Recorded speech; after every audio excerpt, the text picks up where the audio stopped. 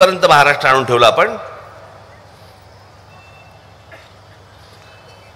एकमेकांबरोबर हसत खेळत सगळ्या प्रकारचे सगळे डबे खाणारे सगळे मित्र आता एकमेकांना जातीतनं बघायला लागले. अहो त्या दिवशी एक क्लिप आली, लहान लहान मुली बोलल्या, लहान लहान मुली की आम्ही सगळे एकत्र खेळायचो, पण आता हे सगळं झाल्यामुळे मराठवाड्यातल्या खास करून हे सगळं झाल्यामुळे आता त्या आमच्याशी बोलत नाही, तर मग आम्ही पण त्यांच्याबरोबर खेळत नाही.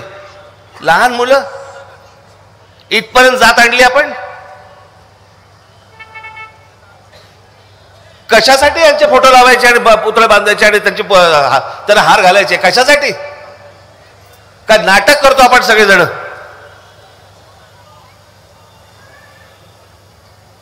त्या शालेय पुस्तकामध्ये जी प्रतिज्ञा आहे ना, पहिलं पान आहे ना, सगळ्या मला असं वाटतं विद्यार्थ्यांनी पहिलं फाडून टाका. बघ, भारत माझा देश आहे, सारे भारतीय माझे बांधव आहेत, माझ्या देशावरती प्रेम आहे, फाडून टाका. खोटं बोलतोय आपण.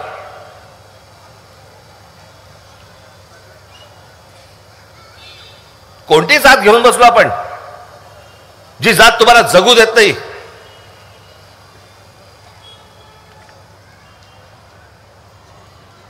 आणि हे फक्त आणि फक्त निव्वळ एका गोष्टीसाठी सुरू आहे की जेणेकरून जे मूलभूत प्रश्न आहेत, तुम्हाला नोकऱ्या नाहीत, माझ्या महिलांना संरक्षण नाही, आमच्या महाराष्ट्रामध्ये लहान लहान मुलींवरती बलात्कार होत आहेत, आमच्याकडे रोजगार निर्माण होत नाहीये, आमच्याकडे उद्योगधंदे येत नाहीयेत, आम्हाला चालायला फुटपाथ मिळत नाहीयेत, आम्हाला वाहनं चालवायला चांगले रस्ते मिळत नाहीयेत, आमच्याकडे शेतकरी हजारोने शेतकरी आमच्याकडे आत्महत्या करतायत, आमच्याकडे कामगार देशोधडीला लागतोय. अनेक जे विषय आहेत ना, या सगळ्या विषयांकडे तुमचं लक्ष जाऊ नये याच्यासाठी म्हणून केलेली गोष्ट आहे. काय? जातीत लक्ष द्या, जातीवर लक्ष द्या. हे जात संपवतील, हे तुमची वाट लावतील, हे जाती जातीमध्ये जे विष कालवलं जाते ना, यातनं माझी तुम्हाला विनंती आहे, या सगळ्या निवडणुका गेल्या तेल लावत. हे सगळे राजकीय सगळे पक्ष मेले तरी चालतील, महाराष्ट्र जगला पाहिजे.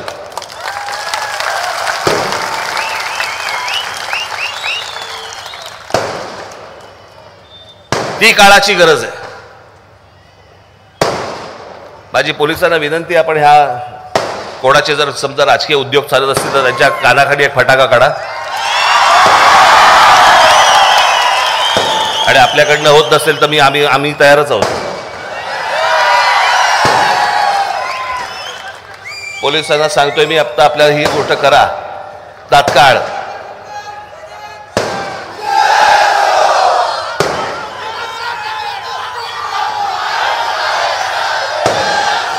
ही सगळी जी मंडळी आहेत, ही सगळी तुम्हाला त्याच्यापासून दूर लोटतायत की आम्ही आमच्याकडे तालुक्यामध्ये विकास नाही करू शकलो, आम्ही आमच्या शहरामध्ये काही उद्योगधंदे नाही आणू शकलो.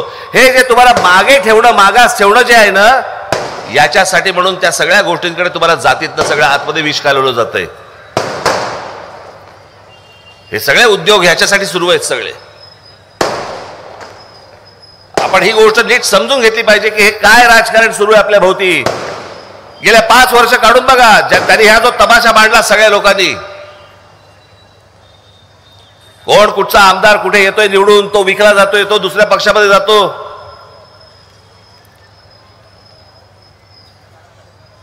युती म्हणून काही लोक मतदान करतात, आघाडी म्हणून लोक काही मतदान करतात. निकाल लागल्यावरती युतीतला एक पक्ष उठतो आणि ज्यांच्याबरोबर हयात गेली विरोधामध्ये त्यांच्याबरोबर जाऊन बसतो. का? मुख्यमंत्री पदाची बाण माझ्या गळ्यात घाला म्हणून.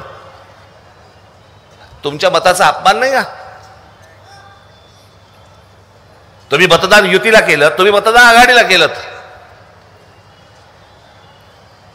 पण तुमचं मतदान करून झालं की त्याच्यानंतर हे ह्यांची नाटकं करायला जे मोकळे होतात, याचं कारण, याचं एकमेव कारण म्हणजे तुम्हाला गृहीत धरलेलं असतं. तुम्ही कोण आहात? मतदार. काय करणार आहात? मतदानाच्या दिवशी जिवंत राहा, मतदान करा, बोट दाबा द्या याच्या निशाणीवरती, बाहेर पडल्यावर मेलात तरी चालेल.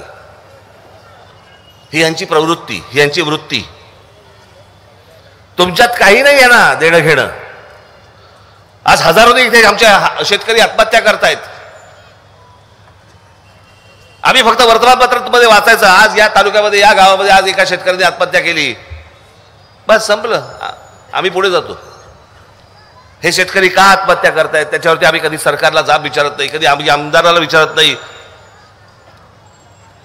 अहो, आमच्या विधिमंडळामध्ये या शेतकरी आत्महत्येवरती चर्चा होत नाही की ह्याच्यावरती काय इलाज काढला पाहिजे, काय केलं पाहिजे. आम्ही काय करणार ह्याच्यावरचा इलाज?